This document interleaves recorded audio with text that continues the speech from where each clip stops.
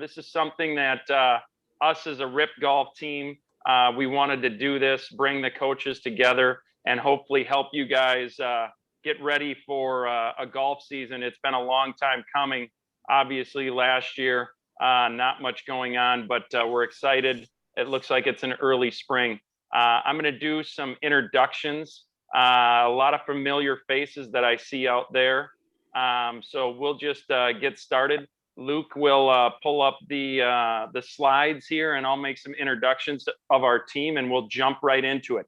First things first, we're all kind of used to this Zoom thing, but if you could, please mute yourself, just so we don't have somebody popping in. I'll mute when I'm not talking, or else one of my 4 kids will probably run in here and you'll hear them in the background. Nonetheless, here we go. We're going to be talking about the golf swing tonight. We've got myself. I'm a PGA member. I've been a PGA member for 11 years, been in the golf business for 17 years. I've worked with some great players over the years, high school, college, professionally. Myself, I like to consider myself a competitive player, a tournament player. I look at golf a lot differently than a lot of people do. And I can honestly say I try to make myself better each and every year, and have had success with that. Introducing the rest of my team, who is way more accomplished than I am. Luke Benoit, who's the Director of Instruction at Interlochen. He's a founder and president of RIP Golf. He coached for 7 years in the MIAC at St. Olaf, their women's team. And he's also one of Golf Digest's best young teachers, and worked with a bunch of high school, college, and tour players as well. Sarah Iverson, formerly Sarah Roaring, a 2-time state champion at Minnewaska as an individual, a part of a 5-year run where they won 5 in a row, and is now an assistant coach up there. Is also a fitness professional in the Glenwood area, played collegiately at Colorado State, and now is a college golf advisor. If you guys have questions throughout, please use the chat feature. I'll be watching that, because this is about all I can contribute. No, I'll chime in as well. But I'll be making sure, if you have questions, please ask them. That's what we want to do. We want to help and be a resource. So our first question, we've got a poll over here. Great teams lead to great outcomes. What can you do to make your coaching staff and team environment great? Does it make sense to hire here's some of the things we're going to talk about. Does it make sense to hire a swing coach? Do you need better facilities? Do your players have what they need as far as equipment and things like that? But our first poll question, I think, is that coming up now, Luke? Yeah, you can fire away with that. We're trying to, just a little background here. We're trying to get some input from you guys on a bunch of different things. And so as you're kind of, thinking about, what we're offering tonight, just go ahead and answer some poll questions. We get to know you guys better. We've got a lot of information, and finding the depth of content we need is kind of a tricky thing. So this poll will actually help us a little bit as we're going through. So again, Scott, great intro. We're excited to jump right in. We're thinking about, what we need for a good team with Ripstick Golf. We started out Ripstick really about late last fall, and it's been kind of a fun process to get going here. And one thing we want to do is just offer education. So Scott, why don't you, we'll launch this poll. I'm going to get this one out here. The first one. Let's see. So go ahead and start with how confident do you feel working with high school players on their golf swing? So you can answer that first poll question if you wouldn't mind. Go find a trash can to throw all the old trash.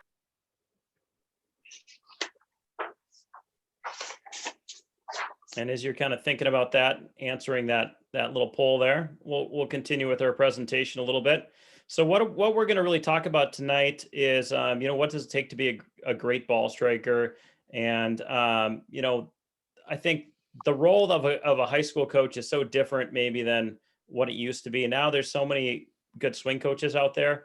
And we don't want to feel like we're putting all the onus on the high school coaches, but there is certainly times when you need to be skilled enough to help some players with coaches. And when I was a high school player, I know there was basically my coach was a bus driver, and that's okay. But there's times when some players need a little bit more. So that's why we're doing this, and I'm excited to have so many people on tonight. But if you take a look at all the different types of golf swings out there, you see a lot of different mechanics. You see some guys like Sam Snead or Byron Nelson, Ben Hogan, all these players, Arnold Palmer, Gary Player, Jack Nicklaus. You see how some of their arms are higher, some of their arms are lower. You see some flat wrists, you see some bowed wrists, you see a couple players a little more cupped. You see Jim Furyk way across the line. You see Vijay Singh with that elbow way out, poking out. You see Tiger a little more in front. There's so many different ways to play this game. Now you've got, I think DJ, I think he's still world number one. But you got that big high hands and bowed wrist, and that's kind of where golf instruction has gone. If you're ever online or you do any Instagram, we're seeing more and more of that. So what does it take? Well, I think first of all, you have to know the fundamentals of what it takes to be good at golf. And it's not always what people think. And I'm going to show you, generally, I would say that some of these things that we think of as fundamentals are actually probably a little bit more of preferences. So we're going to talk about some of those fundamentals in a little more detail. So the fundamentals of solid ball striking, I would say, are center face contact. You have to hit the ball in the middle of the face. You have to have a good path and face, meaning you have to understand how to curve the golf ball and make corrections. And I think where, good teaching pros are really skillful at getting players to change a miss pattern. So if we have a bias right or a bias left, you can fix that, right? Also understanding shaft lean and attack angle. We know that being able to hit down on the golf ball gives you a much better chance to actually get the golf ball in the air with an iron. And then driver, you could be a little bit down on it. I remember Koepka, when he was playing some of his best golf, he was hitting 4, 5, 6 down on it sometimes when he's hitting hard fades with driver even. So you don't have to necessarily do that. But if you want to hit it really far, you have to hit up on the driver. And then you need speed, which is what our business is. Ripstick, we launched a couple months ago, and we're all about just having players gain speed. And very rarely are you going to see world number one or a top 10 player in the world without a whole lot of speed. Down here at the end, we have swing plane. And swing plane is such a, it's kind of a loaded term. Got to make sure we define that well. But the planes that kind of work are, we call it kind of the corridor of what works. And I've got a couple of players that I coach here. This is Catherine Van Ergen. Here's her brother, Caleb.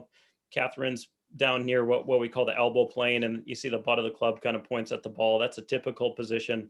But you're going to see some good players that are on a plane right through the shoulder. And then you'll see some that are a little lower, more like Ben Hogan, down kind of near where the shaft plane was at address, right? So the plane is a little bit more of a preference. There's different ways to do it. Other preferences, and I put these in because I think they're a little bit overrated at times. The setup, there's a lot of different setups. If you were to take a golf lesson in the 80s or 90s, you see a lot of sticking the butt back and kind of a curved lower spine. And now if you go watch the top teachers, you're seeing a lot more of what we call more a posterior tilt, which we'll talk about a little bit more, where the tailbone might be down a little bit more, standing a little taller. The grip, you see huge ranges on that. You see players like Matthew Fitzpatrick holding it with a really strong grip, and you see some players holding it with a very weak grip like Bryson. So understanding that those are preferences, and you might want to get a player in a standard position, but especially for good players, never screw them up by changing a grip if the club face is functioning properly, right? And you need to know some basics of the grip. So we will talk about that today. They have to have a power source. There's different ways to get power.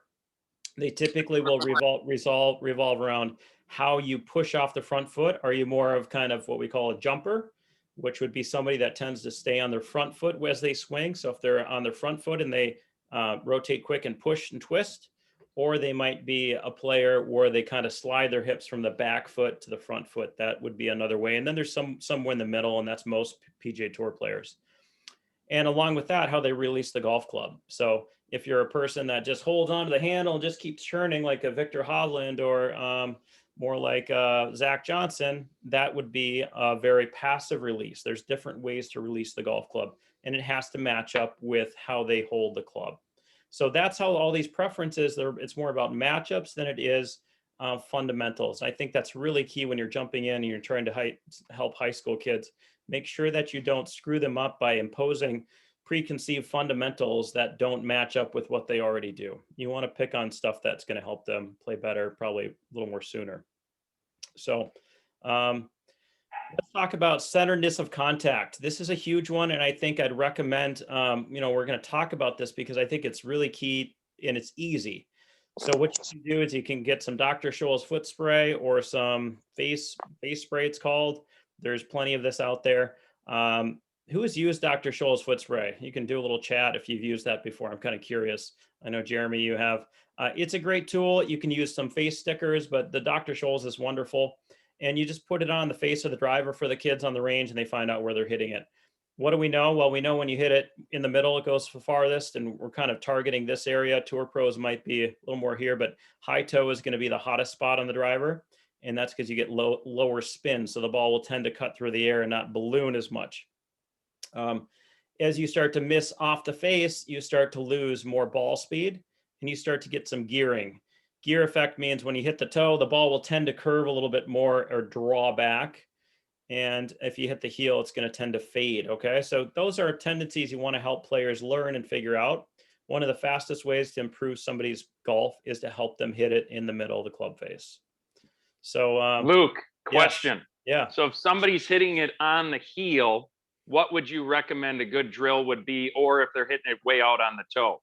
We're going to get to the shank, but I will say, yeah, we're going to talk about that in a separate drill, but I would say whatever you're doing, try to do the opposite of. And the first and most obvious place to start is just do it with hand-eye. You don't need to move farther or closer from the ball as long as you're in a decent fundamental spot. Learn how to hit it on both sides. I've got tour players that I've coached, really good high school, college players, and I'll try to have them hit it on the heel, hit it on the toe, and then flush it in the middle. And you need to be able to do that to be a really good player. So encourage your kids to learn how to do it. I've even had college kids where I'll step up and say, all right, I want you to shank one. I went right at that house, and the good ones can do it. You need to be able to hit it on the face where you want to. And it's just a skill. Think about T-ball. Think about the kid that's always popping it up, going underneath the tee over and over and over. Well, what do? Just swing higher, right? So what I'll have them do is I'll have them, set it up on the club and then swing over the ball. Practice swinging over it, and then they get the feel of changing that pattern. So toe and heel. So we'll talk about that in a shank video as well. All right, good question. Just keep them coming. Talking about other fundamentals, we're going to talk about path and face, and these are the king and queen of golf. This is the most important stuff for understanding why the golf ball goes where it goes apart from solid contact. So we have these things called path and face, and the path is the direction of the club head through the ball. Okay, so if I'm swinging and my target is kind of you guys, the camera, and my path is going this way, which we'd say is inside out, whatever angle of my club face I have compared to that path is going to determine the curve of it. So if I'm swinging to first base and the club face is square to first base, the golf ball goes dead straight at first base. If it is closed relative to first base, the ball will curve left. Okay, if the face is open to that path, the ball will curve right. So if you're going to be a drawer of the golf ball, you need to have the club face closed to your path, and then it's going to come back. All right, so that's a really important one to know. And high school coaches, I understand, and I love this poll because it tells us, there's some people that feel like they can help with the basics.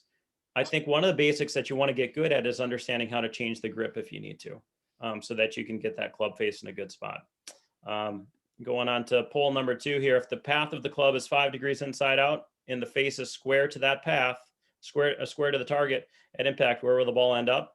Well, if the face points at the target, the face is closed to the path, it's pointed left, the ball's going to end up left of the target. So we had more people get that correct. And I know that was a hard one. That was a really hard one.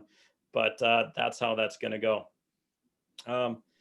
And next poll question, how do you teach your beginning golfers to swing? And it looks like most people get the very basics, grip, posture, alignment, and then start hitting. And that's 80% of people. And then we had some people say, I have them do a lot of practice swings without a ball to make sure that their path is okay and that they have decent body and club position. So that's about 20%. Interesting there. Another poll question here. If a player is slicing the ball, how would you change their grip? Sounds like 54% said strengthen the grip, 8% said weaken, And 31%, it would depend on the release and other factors. I may not touch it. Good. So that's great. Okay, so that's, we'll get back to some pole stuff.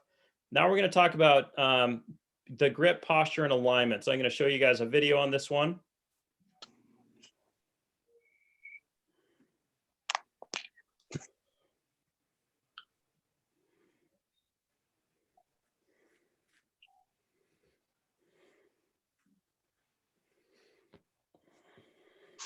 Put the freaking shirt on.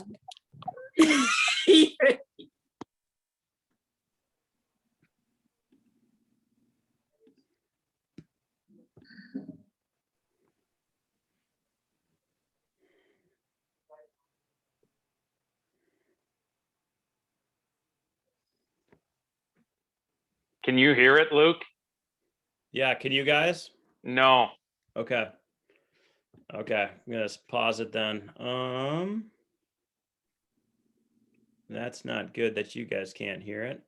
Okay, well, we'll call an audible here and see. Let's try. Just you guys hear it now? If I turn my hand sideways, Okay. now I've got 4 knuckles showing I'm gonna start over with this this video then. like that. I could very easily turn that club face over through a process called supination, meaning rotate my form. I could go 180 degrees. Now imagine if I grip it in a position where I've got the left hand more under the grip. Club face is square. How much can I rotate it? Only about 90 degrees. So you understand that during the golf shot, my hand is supinating or going this way, and that supination is going to close the club face, and the grip we have on it decides how much that's going to happen. So the left hand's a huge factor there. So generally what we'd recommend is 2 knuckles showing. That's a good neutral position, neutral to strong. And for players that are slicing it, we can go ahead and go a little stronger. There's nothing dirty or wrong about going 3 or 4 knuckles, as long as the plane is okay and they hit the ball high enough. The stronger the grip, the more tendency you're going to have to the player learn how to create shaft lane and get the handle forward. We're also going to see some hooks, which means the player may not flip their hands as much. So junior golfers tend to have a matchup where a closed face grip or a strong left hand grip will generally result in faster hip speed and a more aggressive club head speed over time, okay? So let's get that neutral left hand going, 2 knuckles there. The right hand we put on, we're trying to get the right hand to match up with about 2 knuckles showing as well. And a lot of kids, when you just give them a golf club, they're gonna have their thumb down here. We wanna get in the fingers, and what I tell them, it's real simple, is just shorten up your thumb. So this entire part of your thumb, just pull it back a little bit so that when you're holding it, you can see that the index finger on the right hand and the thumb are about the same length. On the back, you can do whatever you want. For golfers that don't have a whole lot of strength or power, I'd recommend just going 10 fingers fine. If they've got decent strength and maybe bigger hands, you can go interlock or overlap. There are minor pros and cons of each. Generally, more pros go with the overlap or what's called the Varden grip. This is actually the Varden where they kind of fit in between the knuckles. This is called the overlap if you want to get picky about it. But some of those little details don't actually matter all that much for most players. I try to get either interlock or overlap. For most players, interlock's a little bit easier to get going with. So that's the grip. And now let's talk a little bit about alignment, and we'll talk about the posture as well. So take a look at my setup here. I'm going to have a fairly neutral setup with my posture. And looking from that view, my spine is in a fairly flat spot at the bottom. If we are going to make a mistake here, what we want to have is slightly tailbone down, which means what we call posterior tilt. It's not sticking our butt way back. When you have your butt sticking way back and we have a big cup in the lower spine, which might be okay for doing squats, yeah, you could argue. If you're doing that sort of stuff with your lower spine, you're going to early extend during your swing and your hip section won't rotate as fast. So we want to have that spine in a position of tail down. The weight should be very slightly on your toes, but fairly balanced toe to heel. One way you could test this is you put an alignment rod underneath the middle of the feet or a pool noodle and see if they can stay balanced on the middle as they're swinging, okay? So that's the setup we're going for. The spine should be neutral, ball position fairly middle for irons, slightly more forward for longer clubs. Wedges you can play even a little bit back of center depending on how they have kind of shaft lane and turf interaction. All right, alignment, I would generally say get them square. Pretty easy to just get some alignment rods down and you're good to go on that as well. All right. Hey, coaches, we're gonna... All right. So, any questions about that? I can talk a little bit more about the grip if anybody wants to. Um, I think that's a critical thing, understanding weak grip and strong grip. It's really about the orientation of the hands, so understanding again, if we turn our hand this way, that's called a strong grip. I can see the back of my left hand. And there's nothing wrong with kind of overcooking it strong, especially for a beginning golfer. They need to be able to close that club face. You don't want a player slicing it for more than a couple days. You need to fix it if it's slicing, okay? And then the right hand should just match and go this way. Now, if they're hooking it off the planet, get it back to a little more neutral spot. And I understand, you don't have time if you're doing this probably right to walk the line and spend 5 minutes with a player. You might have to be really quick about it. Give them 30 seconds and kind of walk the line. All right, Sarah, I'm going to bring you in for a second. I know, we talked a little bit the other night about how like you might not feel comfortable doing everything, but I know you're pretty skilled. Do you feel confident making grip changes? And what do you see with your players when you're talking about grip changes? Like, how do you encourage them to do it? How difficult is it for some players? And how can you overcome that a little bit?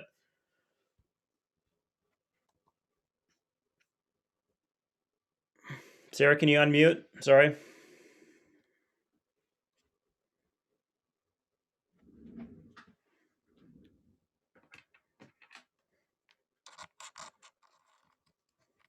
We can hear I'm you, gonna keep Sarah. going, Luke. Luke can't hear us. So I got it. again, I think you just have to kind of understand each and every player. But kind of addressing a few of your questions, I do feel comfortable changing grips.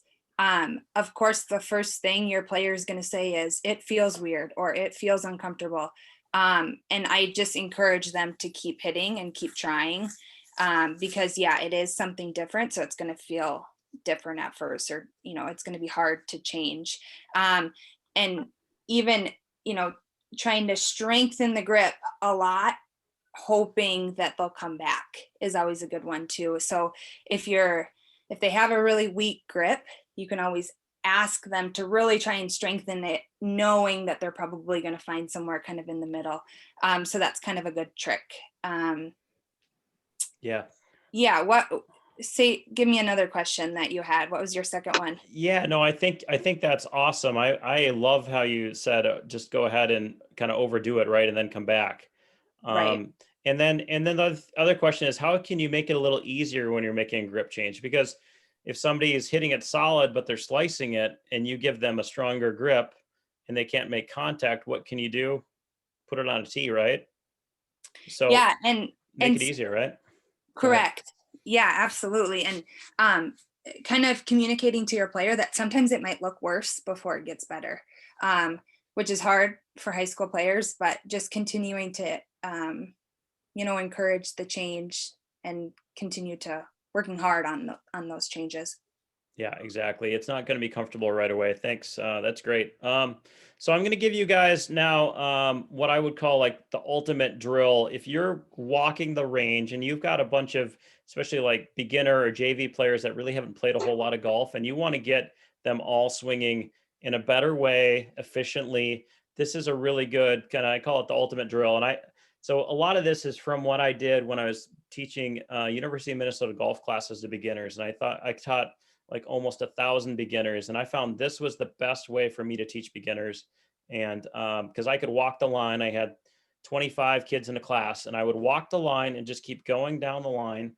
And I'd give them one or two tips at a time. It was no more than a minute. If I spent more than a minute with a kid, I knew I was wasting time because the next kid needed the next tip. And you have to be so efficient. But I found if I did an intro on how to do this drill, I call it a top-down progression drill, I had some great results because they could start to build a swing from the ground up. So I'll let you watch that video. See if Now we're going to talk about some of the path and face stuff that's really important for getting more consistent with your golf swing. So I'm going to give you a really simple method that I think works really well for most beginner golfers and even some intermediate level players as well. So I do what's called top-down swings. And I get them in a position where they're about halfway back and the left arm is fairly straight, arms are extended, and the club is in a fairly kind of neutral position in terms of the plane. So we're not pointing at the sky, we're not pointing it down behind us. The butt end of the club kind of points down at the golf ball, okay? So that's the plane position we're looking for. and my shoulder is down a little bit, and I've turned my hips, but I'm still pretty much in the middle with my weight. I don't want golfers on the back foot. I want them right in the middle with this drill, okay? So that's kind of the position we're going for with this drill. And then what I do is I lift my front heel, I slam it into the ground, and I go ahead and pull the handle, and I swish as hard as I can at the end of my swing. So this is the way it looks. And then I hold my finish. All right, so that's the drill I have my golfers do. Again, taking it up here, shoulder under the chin, turn the hips a little bit, arm extended. Doesn't need to be rigid, but extended. Plane's right about there. Lift the heel, slam and go. And you'll be amazed how many swing faults you can eliminate just by getting rid of some of that excess action. So once a golfer is able to actually hit a ball like that, then we can start working on phase 2, which is add a slow backswing, start from there, begin with the same sequence. So it looks like this on the backswing. Step 2 is like this. So first I'll do a top down one for you again. So I take it right up here, place in the middle, lift the heel, slam it, and go. And after a while, you'll find players can actually hit the ball pretty solid. The first couple of times it's a little weird, but you get to the point where it's not that difficult. Now we're going to go ahead and do the top down one with a little bit of a pause.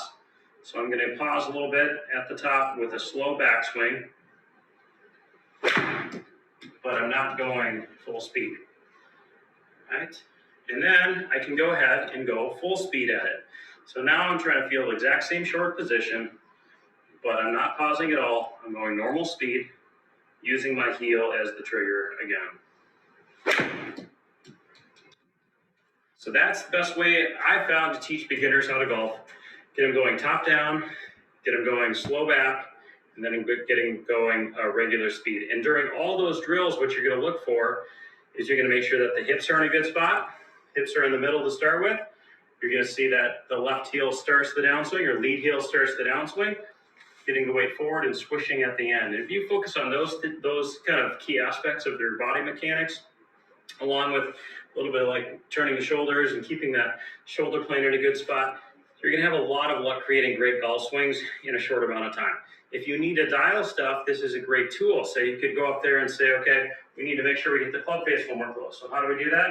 We bow the wrist a little bit, and now we're in a better position. So you start with it flat there, and as they start down, we go ahead and bow that wrist and swing them down to the golf ball. And that's a really good way I found to get most players hitting the ball much better in a short amount of time. All right. And if you guys have questions, if you guys have any questions at any point, fire away. But that's kind of a really simple, easy drill to get people going. And again, I always scale it to their level of contact. So if you're doing this at first, use a tee. If they're not hitting it 70% solid, they probably shouldn't move on to the next phase. My rule was always hit it 70% solid from the top, then add a slow backswing. If you're 70% solid with a slow backswing, then go full speed. And you can just fine tune as you go, use all the tools you need, close the face with the wrist or the grip, get some noodles down for path work, all that stuff, just dial it. But you're going to find that you can eliminate a lot of bad lower body action, a lot of bent arms, a lot of long swings that are kind of inefficient with that drill. Luke, I have a question for you. Yeah. For a coach, would you say they're hitting it 70% effective, so they're moving to that next phase. What happens to the player if they get to that next phase and everything goes bad? Do you have them back up again, or do you keep working at phase 2 or phase 3? Yeah, I would just kind of start oscillating back and forth. It's okay to train at different levels, and maybe you find an in between where it's not a long pause at the top, but it's a short pause. So alternating between, and I've had players that can kind of cycle through those for swing change. So they do top down, they do slow backswing, they do full speed. So just use those the best way you can and just keep scaling it. If you feel like they need to do more mechanical work to make it look better, then you have to go back a step. So if they're flushing it and the body looks great, forward it. But if they're struggling to get the move or they can't hit it solid, then you go more to top down again. But it does result in a very good sequence. Great question. All right, let's go on to the next one. So this is an example, and this is a lesson I had pretty recently with a total beginner, and you'll see the improvement. This is one lesson, really not even that long. I think we're about 20 minutes in, but I just wanted you to see how effective this drill could be if you had somebody with a messed up grip, a bad weight shift, bad shaft lean. All of that is solved within, this was 15 minutes with the same drill. So if you set it up right, it works pretty well. Using the right footwork and getting power with ripstick. So here's a beginner named Jill. She came in, here's her pattern to begin with. You can see there's a lot of weight on the back foot. And we got this pressure mat here from V1, body track. Take a look at how on her backswing, the weight's actually going about 50-50. And then it's actually going to the trail foot right here at the follow through. So there is for a moment, it's actually going to the lead foot. This is a lead foot. And then it goes to the trail foot on the follow through. And not a whole lot of speed there. You can certainly see the back foot's on the ground. So interesting thing, if you look up here at this velocity trace, take a look at this. The rate of change here, the lateral rate of change is actually negative. It's going the wrong direction near impact. And not a real positive velocity tracker as far as force going to this wrong foot. Now take a look with the ripstick. So we did a lot of top downs, and I do a lot of top downs with beginners and people trying to work a sequence because it's too hard. Transition up here, this moment takes you something around 0.2 seconds or maybe even less. So if you got to go ahead and teach a beginner how to do this, you're better off going top down with the swing. So take it to the top, lift that heel, keep the weight relatively in the middle, but there's going to be a lot of pressure on that back foot. And then as we stop that heel, watch what happens. So immediately it goes right here from trail foot to front foot, and it gets to about 84% to the front foot by the time we're kind of near P5, P6. Look at that. So now we got all that weight on the front foot. I'll go back to the before. See how different that is. Look at how the lag is just created here just by getting the weight forward. We did make a grip change, I should note that. And then we switch forward with the weight forward. So we're going to create a much more powerful golf swing. Now, how many golf balls did I let Jill hit? In an hour lesson, I let her hit about 12 balls. We just grind on the mechanics because she wants to build a golf swing that's going to be powerful.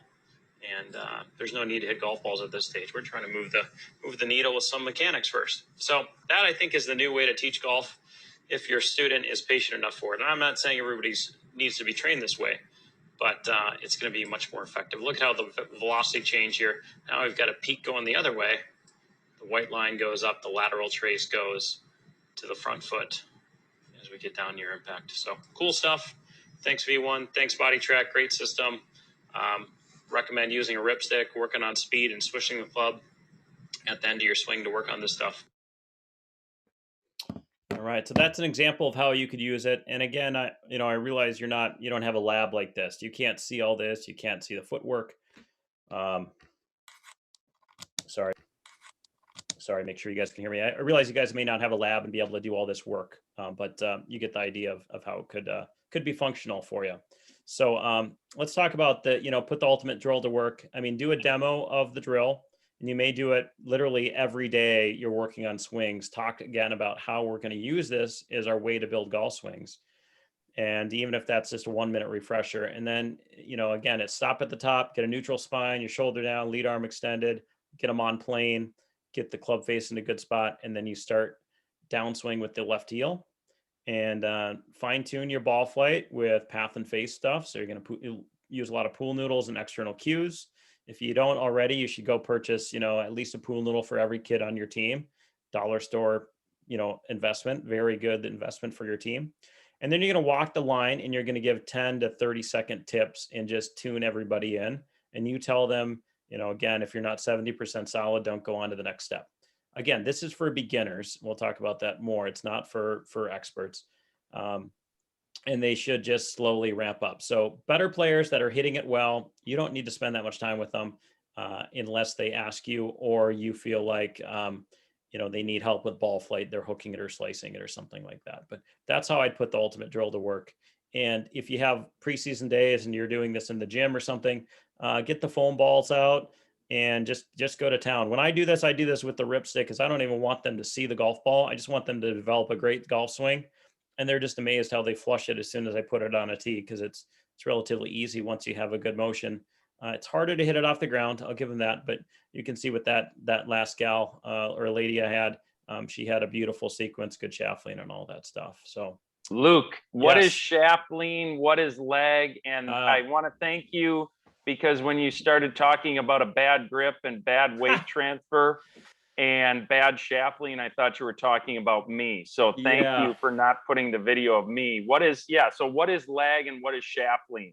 Yeah, you know, really lag is when the handle is forward and you're coming into the golf ball with the hands forward. So shaft lean is at impact, having the hands forward, and that allows your club to go down into the ground, which is so important for hitting an iron well. So if you take a face on video and the hands are back here at impact, you know they're not going to be very good at golf, right? The hands have to be in front of the left hip to be an effective iron and wedge player. And then the leg is kind of like what you're looking at about halfway down with the swing. Is there some angle there? And they usually go together. And the cool thing about the ripstick is when you swing it, it's got a swish at the end, but any golf club will give you that swish, right? And so you're trying to get that swish at the end. Any other questions before we move on to fixing slices? All right, so first thing before we jump into the slice video, just remember that you got to get them in a strong grip or a closed face position. Your choices for closing the club face would be the grip. You could do it at setup, which I call just the quick and dirty. And there's nothing wrong with the quick and dirty. I actually had a gal that I coached at St. Olaf that played with a club face that was about 40 degrees closed because I didn't have time to fix her. She came in with preseason hitting at 80 yards right at the target, and we played 40 degrees closed, and she flushed it all fall. And then after the season, we fixed it. So if you've got to do quick and dirty, go ahead and do that. Get that golf ball going towards the target. It is actually not hack instruction. It's effective, fast instruction, especially since you might have a lot of kids you need to fix, right? But keep that in mind when you're fixing a slice. You got to have a good face position or none of this works. Slicing problem, this is where we begin. We're going to put a noodle out here in a spot where we have to go over it or under it. If I want to keep it really easy, I'm just going to have them go under it both ways, okay? But for this one, I'm going to have them do probably the better thing long term, is just go over it and under it, okay? So we're going over, under, and swinging out to right field. You can see how it's got this at an angle. It's gonna ask me to really swing out on it, and I've got to feel like I'm going to hit a hook. So here's the drill for this one: over, under, swing it out. This is my hook drill, and I got to make sure the club face is closed, because if the club face is open right here, then it goes in the parking lot or the pool. So make sure that club face is closed enough. Now swing out on it. If I've got to go ahead and get this thing like this, it doesn't matter. I'm just trying to learn what happens, and I go ahead and set it super close to begin with, then swing out.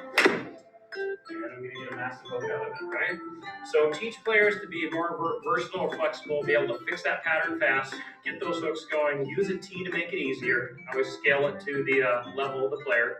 And then as they get better at it, then you can start going back to straight. Not always exaggerate too far, going point A to point C, and then come back to B.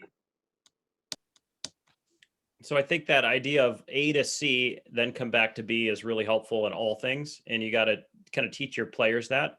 So if they're doing anything that is not working and it's a bias problem, the bias problem is easy. You just go too far the other way and then come back. And that certainly is slicing. So, you know, how fast should you be able to fix a slice? If you set up the pool noodles and you teach them to close the club face, you should be able to fix that pretty much in a day. And I'm not saying everybody can. I'm not saying every student's able to do that. I've got a couple people that I've been fighting for years and they still come over the top. But usually if you set up the right stuff, you can get it down. And we'll talk more about external cues a little bit later. All right. This one is common fixes for shanks. So here's a little shank video for you.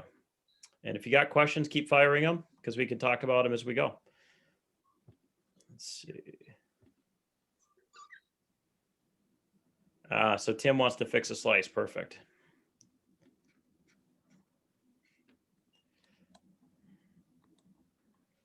People will do that. They're probably moving way away from the golf ball if they do that. But heel shanks aren't that uncommon, especially early in the year. So if you're shanking it, the first thing to do is understand we got to do the opposite. We got to try to hit the ball in the toe. Just like all the common basic miss patterns, you want to do the opposite of whatever's going on, okay? So this is a great drill. This one actually helps with, you know, if I want to fix a path as well, I give them a little angle because it's easier to swing inside out if they're angled that way. If I'm just trying to fix a slice and the path is actually pretty good, I'll just put them close together like this. So this is what you're gonna see the first time. You're gonna have somebody try to hit one ball at a time, put them pretty close together. There's only enough room to hit one in the middle. If you hit the heel, you're gonna hit two at a time. So watch the drill. Oops, I hit two. That's what everybody's gonna do the first time. And then they go ahead and they realize, oh, I need to actually change this pattern and hit the toe of the club. So have them do a practice swing like this. Have them set it right in the middle of the club and then miss on the inside. Now they've just proven that it's a hand-eye problem. And once they understand that that's all they have to do, they can feel that same thing on the golf ball. So again, practice swing on the inside, and then go ahead and hit it off the toe, piece of cake. There you go. Now I'm just gonna show off on one. I'm gonna put them so they're actually touching. And again, I'll just hit one ball at a time. And that's it. So that's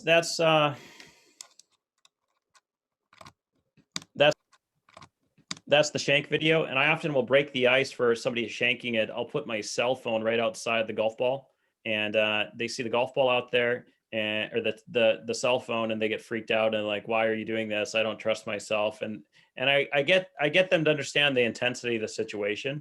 You got to try really hard to not hit this one on the heel. So we're going to try to almost miss the ball and hit it right off the tip. And if you get them to understand that this is a hand-eye problem more than anything, and of course it's traced back to mechanics, right? There's a reason they do it, but you're better off actually using an external cue to do it, and you'll have a better chance. So that's my tips on fixing the shank. How many broken cell phones do you have? I remove it, but what I'll do if I got a kid on the golf course that shanked a shot on the golf course, the next shot I put my foot right next to the golf ball. And I tell them to swing and I move it just before impact, but I like to get in their head and say, we're going to hit this one on the toe. Don't hit my foot. So you could play with them a little bit and people get the point, like getting in their face a little bit about how to fix it will change the pattern fast. And that's the whole goal, right? The goal is not to hit a beautiful shot, it's to hit the toe. So that's how you fix a shank. All right, let's move on. Whoops. All right. So we're going to talk about some motor learning imperatives. So now we're going to talk a little bit about like, how do you get better at changing patterns? And I think you don't have to have like an academic knowledge of all this, but I think it will be helpful to go over some of these. And if you have questions, again, fire them. But the learning stages, know the learning stages. So that means our first stage of learning any skill is cognitive. And it takes a lot of energy, and we can probably only focus on one or two things at a time. And when people say, well, I'm in my own head, well, the cognitive stage is literally in your own head. So if you're trying to learn something that's totally new to you, it's very hard to put a lot of pieces together. And I think the best analogy I have is like everything that you're trying to think about is like a boulder, and you're trying to fit it all in a bucket. And if these are all big boulders, it fills up very fast. But as those skills or tools become more and more refined, they get smaller and smaller and smaller until they're grains of sand. And that's like the bedrock of good technique, right?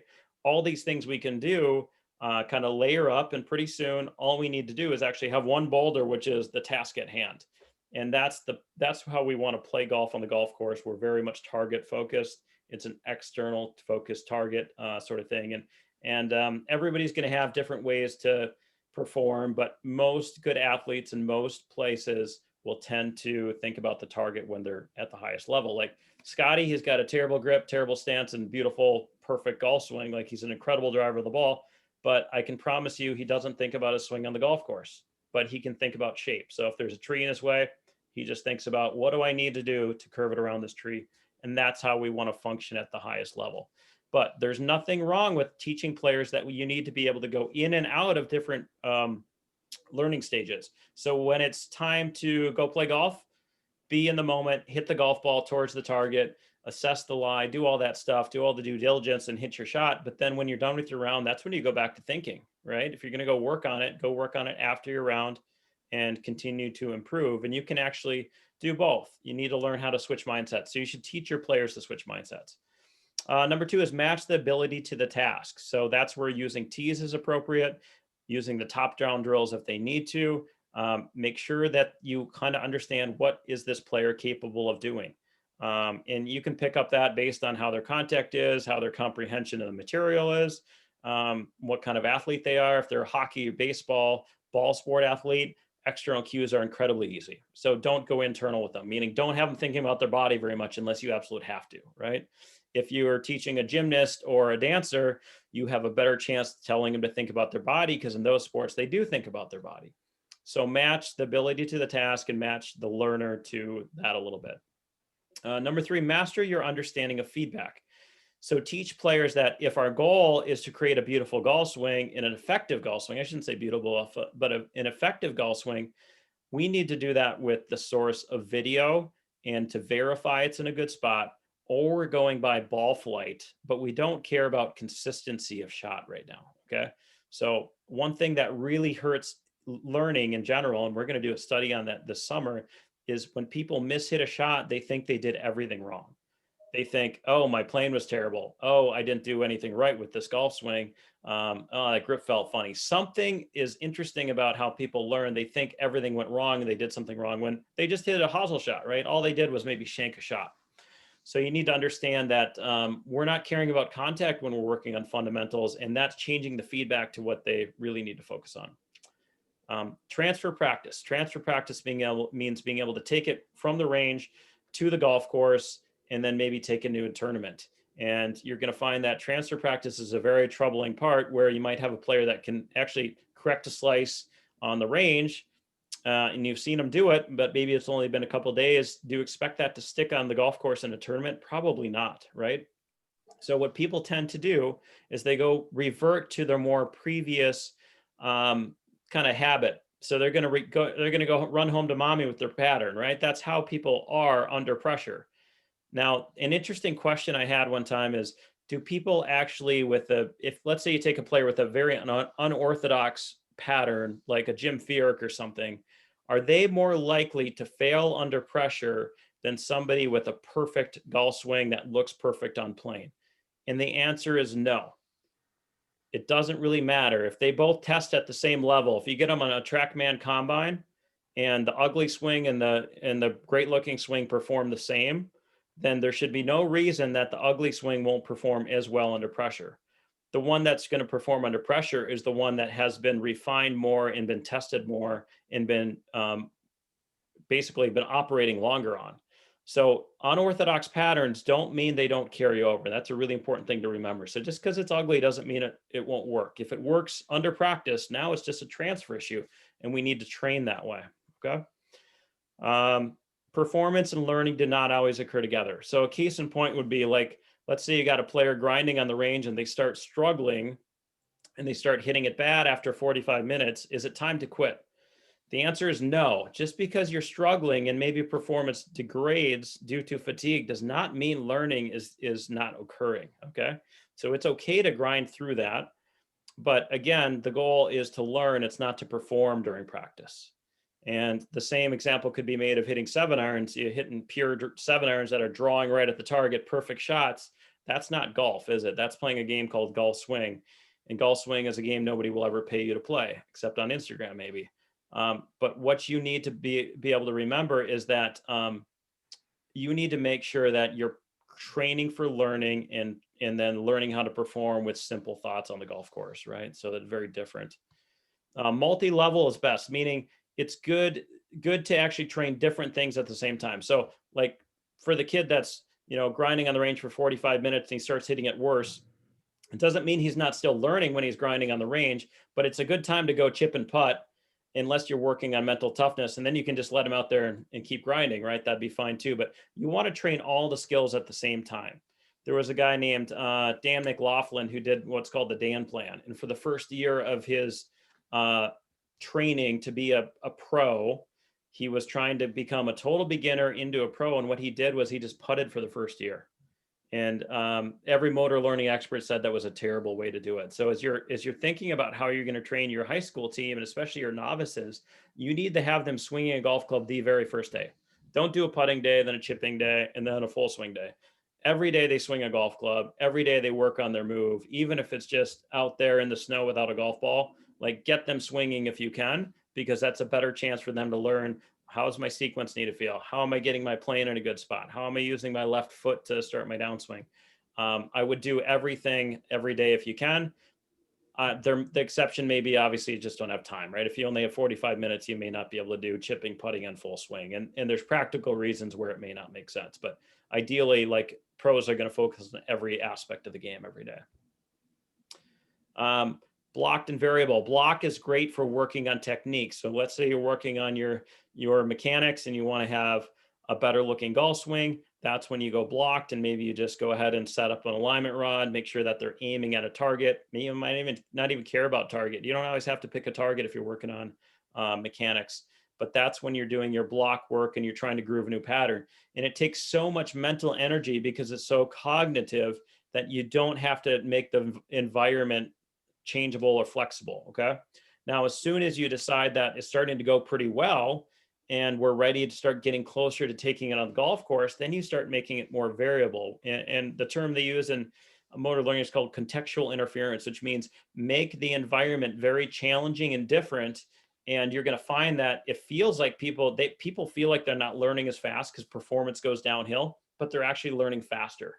By making it tougher, they learn faster. Now, if you overwhelm them to the point that you're not getting adequate feedback, then they're actually not learning as quickly as they should be. So you have to keep in mind, scale it, make it hard, but not so hard that they can't perform at all, and get feedback. Feedback is so key, obviously. Number 8, focus on the low hanging fruits first. So I think this is obvious, but like just because they putt 40 times around doesn't mean you have to go spend all their time putting. They might have chipped so badly that they had a lot of long putts. So that's up for you as a coach to make sure that you're finding the low hanging fruit. You could also, again, take that approach of, my novice, JV golfers. I'd rather have them work on short game because I know they love to hit golf balls, and their short games will probably improve and get their scores down. It's up to you. I mean, you guys may have some philosophies there, but I would try to focus on the stuff that's going to get the scores down, get them some confidence going. But I would still always make sure I worked on the golf swing a little bit as well. Space practice means kind of doing a little bit at a time, and it's a great way to do it. One of the tasks I ask for my high school kids in the winter is like, I tell them, I want you to hit 50 putts a day, but I want you to do it 5 different times and 10 putts at a time. And so you're going to do that and then wait 2 hours and then do it again. Because every time we recall a skill in our brain, it actually accelerates the learning process.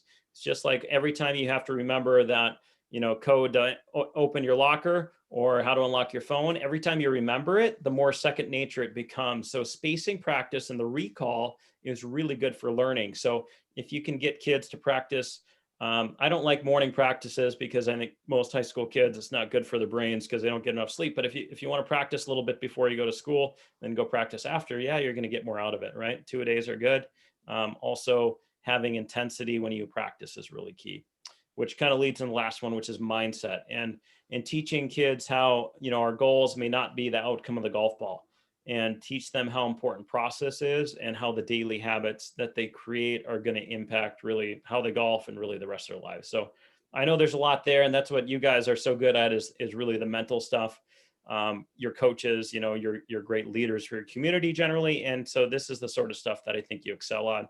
So I'm not going to spend too much time on that, but we're going to focus more on the golf swing. So, all right, let's talk about what we got here for questions.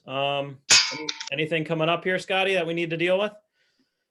Yeah, I think we do have to, let's see, some of the poll questions going back, look at, external cues. You had the pool noodle in there.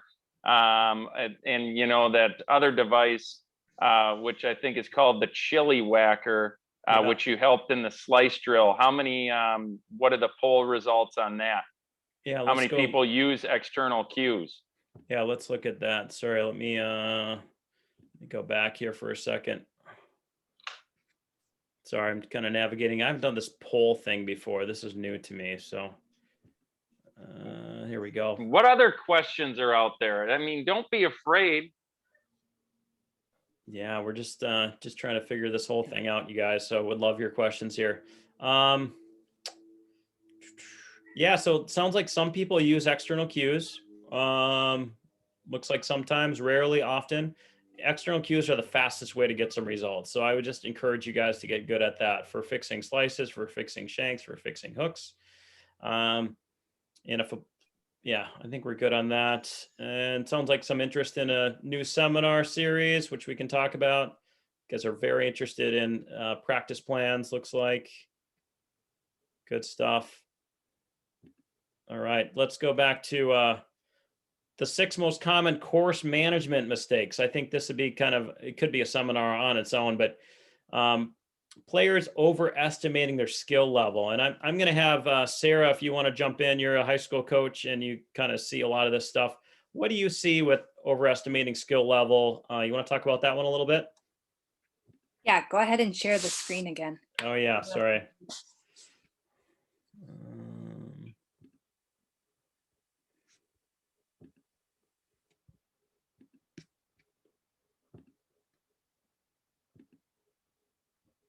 So you Yes. can see his first one says bad lies. I always tell my players the first thing you do when you get to your ball is check your lie. That's going to determine what kind of shot you are even able to hit if you have that in your bag. Yeah, so checking your lie, I think, is always the most important, which I think people probably do the least amount. They first check the distance or where the pin is, things like that. Yeah, carry distance, club selection off the tee, I see a lot. That's probably my number one course management mistake. Is in high school golf, everyone thinks that you just automatically pull out your driver, and I couldn't disagree more with that statement. So helping your players understand what club you should be hitting off the tee and why. So, if the trouble courses are often designed that where you're going to land the ball is where the most trouble is. So, can we carry it or should we lay back a little bit to avoid that trouble, right? So that I would say those two is what I see first. People not checking what kind of lie they have and poor selection off the tee. Nice. And then what about, I mean, we're not talking too much short game, but I tend to see, especially early in the year, a lot of people trying to hit uphill chips with too much loft. Generally just get the ball running. And that doesn't always mean, 7-iron, 8-iron. I personally don't really have my students use 7-irons or 8-irons chipping. And I know, old school has used a lot of that, but I wouldn't usually recommend anything less than a pitching wedge because you're probably going to scoop it.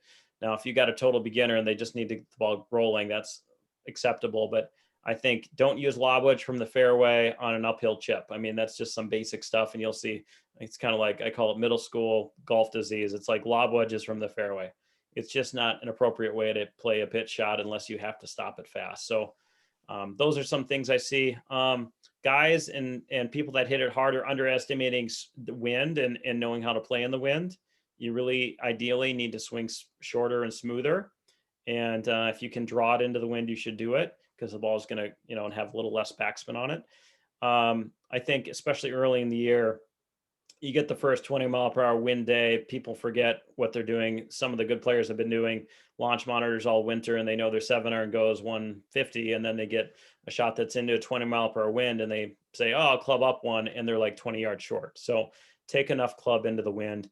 And particularly understand the nuance of from a fairway, you get a tight lie, you get more backspin on the ball. Into the wind out of the rough, it doesn't impact as much. So fairway shots into the wind go shorter than shots from the rough into the wind generally.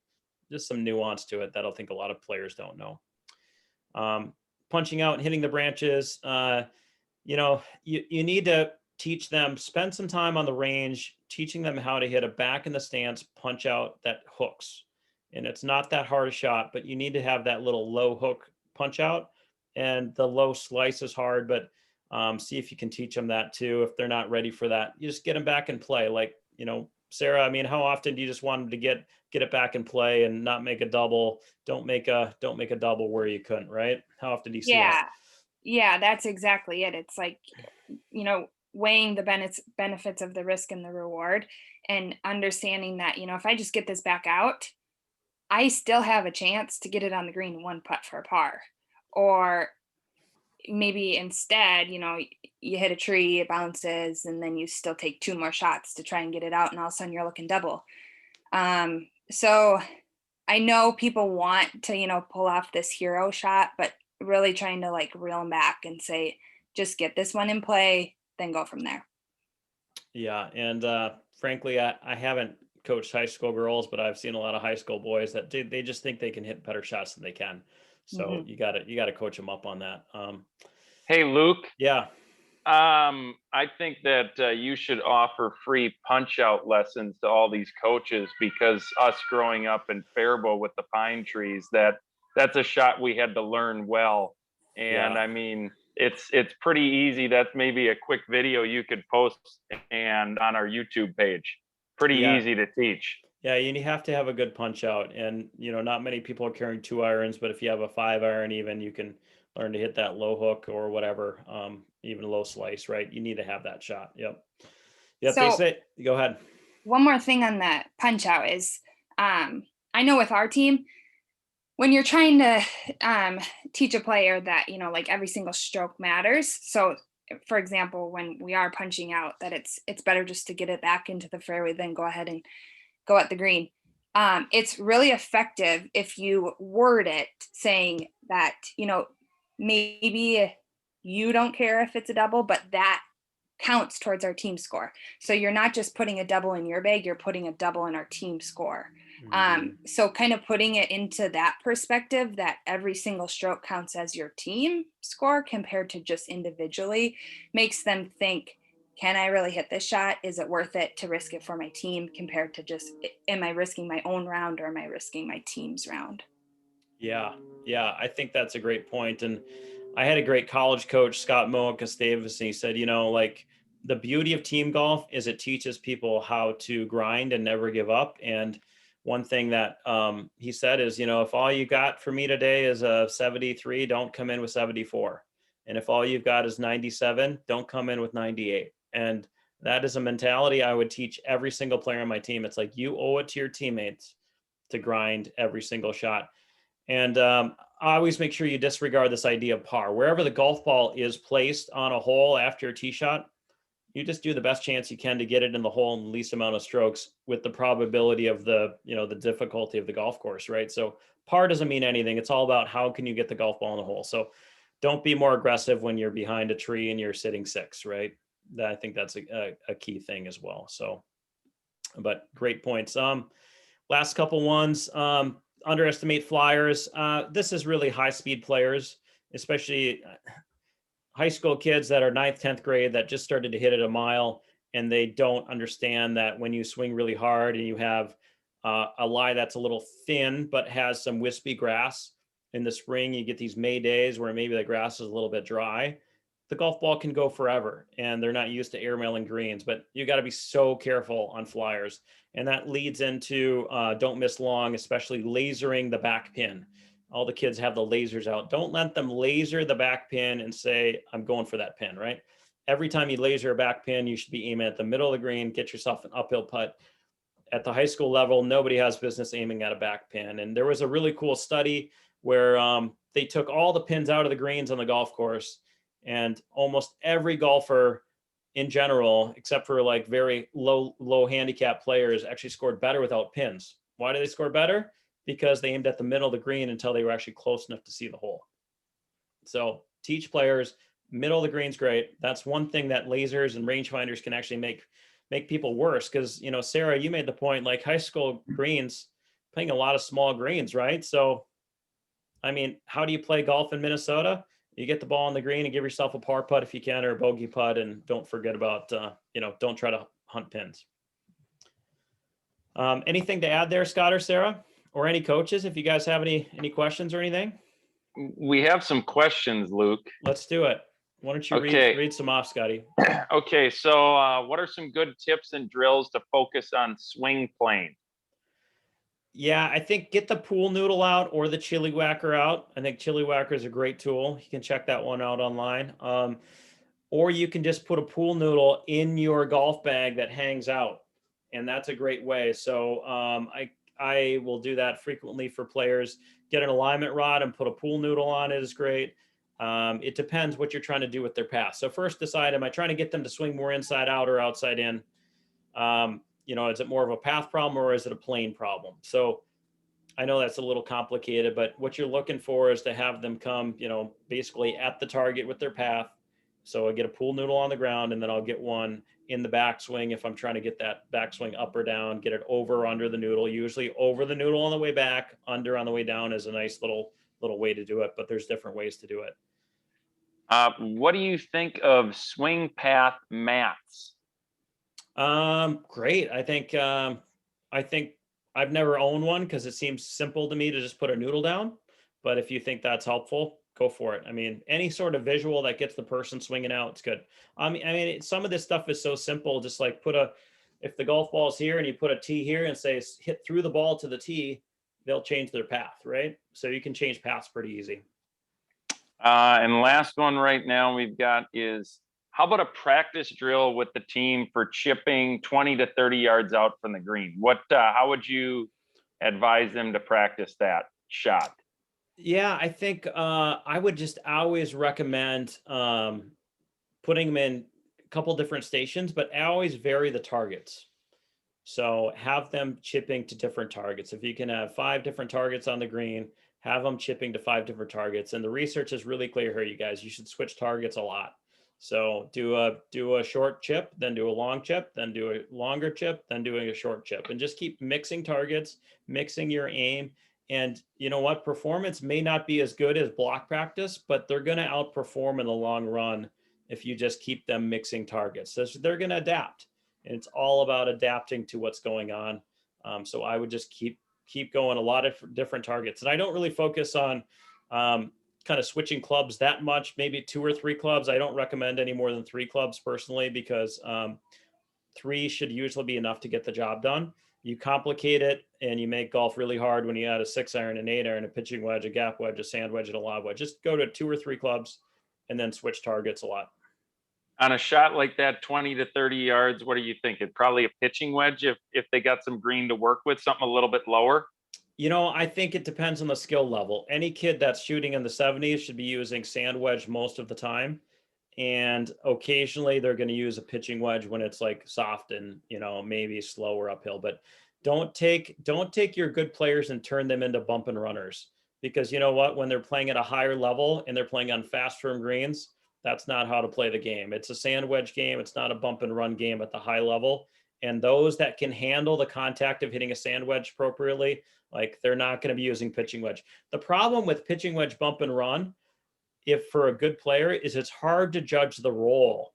And so for a really good player, if you got, some kids on your team that can actually hit a sand wedge and land it right where they want, they don't have to judge the roll as much. Now, there are some really old school guys that'll still bump and run it, but you're going to watch, if you watch the PGA Tour, they're using sand wedge most of the time from the fairway. The time when they won't, when the lie is hard or it's into the green, or the ball is landing into the green and you get some squirrely bounces, that's when you won't see that much. But if you're not dealing with funny grain and the ball's sitting up well, you can go with sand wedge a lot, I think. Anything else, Scotty? That's about it for questions right now. Cool.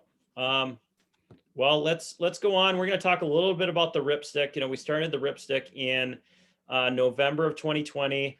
I'd be curious to see how many people have heard of it, but it's a speed training tool. I kept selling a lot of Super Speed, which is the competitor to a lot of the students I was coaching. I was selling like 20, 30 sets a year. And the reason I was selling so much of it is because it really works. The idea is you're swinging something lighter. And when it's lighter, you can go faster. So it teaches your body neural adaptation. Your body learns how to turn faster. So if you take a kid and you give them a really light club and you tell them to swing hard, you know what? They swing really hard and their hips go like this. And so they learn how to actually move their body parts really fast. And then you go ahead and you swing something that's a little heavier. And now you're working more on the strength stuff, which is just going to make you stronger. And you do both of them, and you do them both right and left-handed, and you pick up awesome speed. So that was our idea for the company and the ripstick. Here is a ripstick. And we already sold a bunch to high school coaches. If you guys are interested, you can go on our website and purchase one. We'll give you the discount of PGA. If you enter PGA, and you get $30 off if you order it within the next day. So PGA is the discount code there. And it's a really cool tool for your team. We've got one guy on the call, Kirk Reiners. Kirk, you've started to use this with your team, and you've made it kind of part of your routine. Kirk, if you want to jump in and talk about it a little bit, you can. But really, what we've seen is that it's a great way to start your routine for your team is just do a little speed training every day. It's a great warm up, actually. So you do a little warm up, and it takes 10 minutes, and you could do that 3 days a week, and you're going to help them pick up some speed. It's great for developing good biomechanics too. So you can hear the swish at the end. It's a really cool tool. We got 40 PGA Tour pros using it. We launched it in November. And again, Kirk, what do you think? I've got one individual that bought the blue one, and he has gained 25 to 30 yards over the last month. And I've got a bunch more coming from you guys. As I said at my parent meeting, I'm not a gimmick guy, but there are 3 tools out there, and one of them is the ripstick. And it's brought kids more on plane. I use it a lot with the chili whacker. But the speed is just immense. What you see coming from these kids. This kid here that gained the 25 to 30 yards, he's a sophomore. Nobody has heard of him. You will hear of him this spring. And a lot of it has to do with the ripstick. That's awesome, Kirk. Yeah, I mean, I realize you can do this training, and you could use some wooden dowels. You could do some stuff on your own to get it done. But I think it's a great thing to check out. So, Luke, yeah. Luke, let me ask you, the whistle. Okay, as I tell the kids, I said, make it whistle. Where does that whistle come from? I'm just curious. Yeah, we have some, so the ripstick's you can change these weights. It's really simple tool. You can take out these 3 weights. So we go very light stick to heavy, and then you lock it in, super safe. They're never going to fall out or damage anything. And then these holes actually create a really cool sound. So we had an aerospace engineer design them, and it makes a really cool swishing sound. So if you're working on lag, it's so simple. You just tell the kids, make it swish at the end. Yeah. And if you have all your casters, all the people that cast it and have bad shaft lean, if you go train with this and say, swish at the end, swish at the end, and then you combine it with the chili whacker and get them on plane, you're going to make some huge strides with your team, because they're going to be on plane, they're going to have a good sequence, and they're going to have good shaft lane. So they'll compress their irons. So that's my pitch to it. And you can do it without the tools, but it's easier to get the tools and just make an investment in your team. High school coaches that are out there. We all have budgets, either whether it's through the school or through our booster clubs.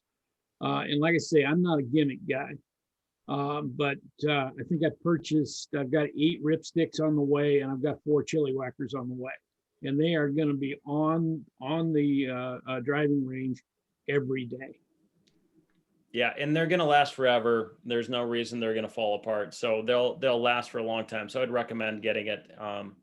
And if you guys are interested, we will do fundraisers for your golf team if you're interested. So if you want to make, 20, 30, 40 bucks, we'll find out a deal that'll make it so that your kids could sell some ripsticks and make some money for your team, and they can sell it to their family, friends, whatever. They're not that hard to sell. You send out a couple emails or social media things. So Luke, we got some questions. Just, we've got the different colors of the ripstick out there. We've got 5. We're reducing it down to 4 colors, but just talk about, obviously the black one's more of 45 inches. It's for males, higher swing speed people. Just talk about the colors that you'd recommend for high school teams. Yeah, I think most are going to fit into the black. Even top high school gals will probably go with the black. Blue is going to be fine too. Kind of if you're hitting it maybe 200 yards, blue is probably the right one. If you're hitting it probably 150 or less, maybe the green one. But right now, I think we're out of blue and green, so we could get you black right away, and then we're probably 2 or 3 weeks away from having blue or green. But they're all good, and frankly, because they're so variable in weight, you'll be fine with the black one. If you feel a little long with it, you could choke down an inch, but you can go to lightest setting. It's pretty light. Let's see. Another question we had from Zach. Some fun games that can be played at practice, competition type games. I think of, when I was growing up, we'd play 21 essentially chipping games. You and I. Closest gets, you have 2 balls, and closest gets 2 points. and the next closest gets 1 point, you go up to 21, or, 7-up, or, what are some other games that you recommend? Yeah, I think 21 is the ultimate game. So that, as Scotty said, you have two people play and it's a match play thing. And the closer, both people hit 2 shots. The closest ball gets 2 points. The next closest gets 1. And you go up until somebody hits 21. And you do a match play in your team, and they will absolutely love it. They'll have a great time doing it, and it's a fun game. The other game that I'll suggest is an individual game that I'll set up, and it's kind of like a skill challenge, and it's a mental game a little bit because it's hard, but I'll have them do chipping, and I'll have them say, if you get it within a club length, we call it a birdie, 2 club lengths is a par, and then more than 2 club lengths is a bogey. And you're going to play until you're either 5 under or 5 over. So when you're at like 4 over and you're ready to lose that game with 1 more bad chip, you feel a little pressure, right? And so that's how you could basically add a little pressure to the practice. And then while you're doing that, you're switching targets every time. So you're aiming at a close chip, and then a long chip, and then medium chip, and you keep rotating 3 or 4 different targets. You just need a bucket of balls and just go through that. That's my favorite individual game. And so I'll just work on that with kids all the time. And I just want them to score and care about every shot, because if they don't care about every shot in short game, they're not grinding. Anything else, guys? This has been good. Let's see, nothing else out there. What results of the poll? I know we had talked about possibly doing one of these the next week or 2 on short game. Maybe just, what was the interest level, or what it looked like practice? That was the one that kind of won out. Yeah, it sounds like people are interested in practice. So we'll definitely consider it. We'd like to get more and more coaches, so we can, this is kind of fun for us, and frankly, we're kind of here to serve, because I think the better we get along with all of you guys, and the more we can help you, the more you're going to support our brand and our product. And frankly, like, one thing that we can do, and we're going to look to do more in the future, is like come to your practice and send you guys through a speed clinic. We can bring 8 ripsticks with us, or 10 ripsticks with us, put you through a 15-minute speed workout. Maybe we sell a stick, maybe not. But again, we're happy to help and talk about how you can develop a good sequence, because if you get that good sequence, you look at that, that's the biggest separator of what makes a professional golfer and an amateur golfer, is a great sequence and a great plane, right? So you can check out this webinar. We got it recorded, so we're going to put it on our website, ripgolf.com. So you can search there. I'll have it up. I'll try to post it tonight right away. If you missed the first part of it, I know we had one little difficulty in that I think we sent out a Zoom link that didn't work originally, and then we changed it. So we will post this entire webinar for you guys. And if you have any questions, you can contact us. If you have some kids that need help with a couple of things, we'd love you to talk to us about it. What we can do, we're good at working on golf swings. My schedule is pretty jammed, so I'll take kids if they're really interested, but I'm pretty busy. But Scotty's a great coach as well. And then we've got Sarah. Sarah's really, really helpful. I'd say she is unbelievable when it comes to college recruiting. So let's say you've got a kid that's kind of thinking about playing college golf and you want them to have some resources. Sarah is so good at that stuff. So please, please, please reach out to Sarah if you have any kids that are looking for that help. What she can do is talk to them about the process, make them feel very comfortable with what they need to do from a kind of resume standpoint. Sarah, do you want to talk just for a minute about kind of how you're helping people out? Yeah, so I have kind of a list of things that I wish I would have had 10 years ago when I was going through it. That's kind of how this came about. And I'm looking to help other kids and their parents that have never gone through this process before, and they don't know what they're doing, but they really want to play collegiate golf, whether that's Division III or Division I. It doesn't really matter the level. So I have a bunch of different things that I can help you with, and not only sending that to colleges, but then making sure that that college is the right fit for you or your player in this instance. So yeah, I think it's a service that a lot of kids in Minnesota need help with, and their parents that they need help with. So I'm excited to offer that. Cool. And Scotty, any kind of parting words for our coaches here before we let everybody go? No, I just think thanks to all of you for coming out and being a part of this. It just goes to show how much you care as a coach, and you want to get better and you want to learn. And honestly, any questions to any one of us, we're happy to help. Yeah, there's a lot of knowledge here. You've got two great high school players with Luke and Sarah. I didn't play high school golf. I was late to the game, but I'm trying to learn every day and just get better and better. So thanks for coming out. And I guess